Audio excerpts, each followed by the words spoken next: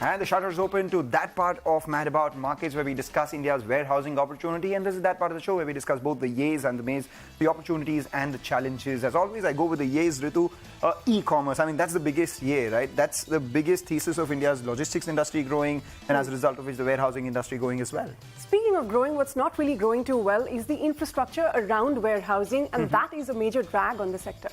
And that's where the government comes in. You have the PM Gati Shakti mission, the national logistics policy, Make in India. All of that is likely to just plug that, the infrastructure gap. What's not easy to plug is the regulatory constraints because, you know, it's a lengthy, time-consuming process getting land, getting approvals to set up warehousing, especially in city. It's a problem. Well, that's where large players increasing organized retail would come in, increase the demand for all of these things and perhaps take care of these regulatory issues as well. Well, while they want to do that, what is also a challenge is the skill gap and the labor availability, convincing these people to stay on in the sector. That's one. Well, that is definitely a challenge, good talent. But then again, rising consumer demand will overcome all these challenges because incomes are rising, disposable income. People want things and they want it now.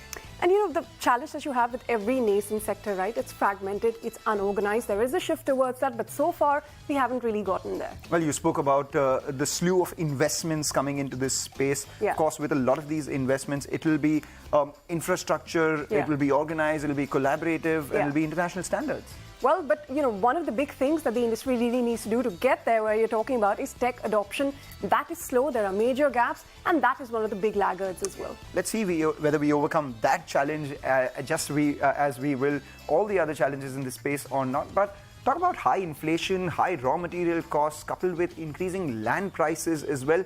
Are these hitting the profitability of the players in the warehousing space or not? We put that question to Sharad. Sharad, what are your thoughts on that? Whilst other real estate sectors, the land component is a relatively smaller amount of your overall gross development cost when it comes to warehousing, typically 15 to 20%, as opposed to that could be much higher in residential or office for that matter. I think with raw materials, we definitely saw a significant increase globally in post-COVID era, and that had an impact on profitability in that period. You didn't necessarily see that pass through into rents or increasing rents across the. That did have an impact, but we've started to see that stabilize over the last 12 months and have got that under control. You're also now starting to see double-digit rent growth play out across many areas of the country, which is further improving the profitability of this segment. All right, gentlemen, so that brings us to the bigger question to all of you, starting with Rampraveen, of course, you. And that is, what is it going to take for the warehousing industry to unlock the next leg of growth? Why don't you gentlemen go now?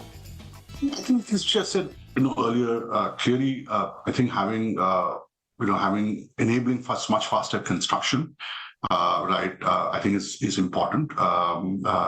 I think it has been now given an industry status or a sector status, so that's not an issue. But so that's one. I think labor availability will be, and providing the right talent pools of labor, because the warehouses just have to be used as well. I think that's a second big area of investment, which should kind of open up availability.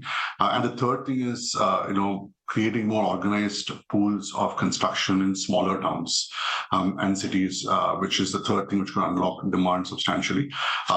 As India opens up in terms of, direct freight corridors, multimodal parks, I think having the right enablers for warehousing construction in those markets will also be very important. It's a big industry. It's a multi-trillion-dollar industry, and today the battle that we are, I think, as an industry fighting is to overall reduce the cost.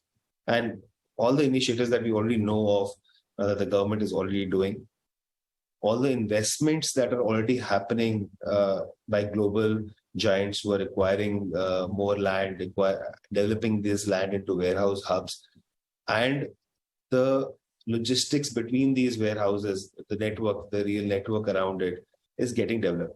I think we're on the path.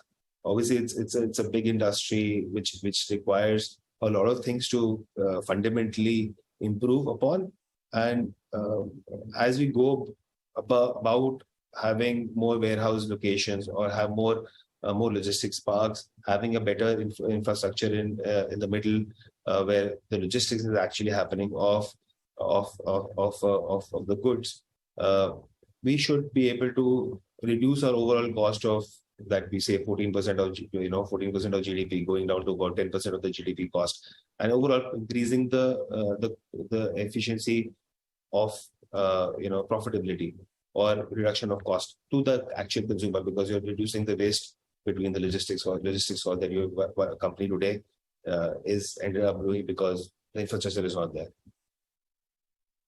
So I think one is it's understanding what the customer requirements are. I think we've had a very progressive government set of policies which have really enabled the growth of this sector. One is the implementation of GST. You've got the national logistics policy as well. So improve connectivity to improve distribution and faster connectivity across the country has really enabled it.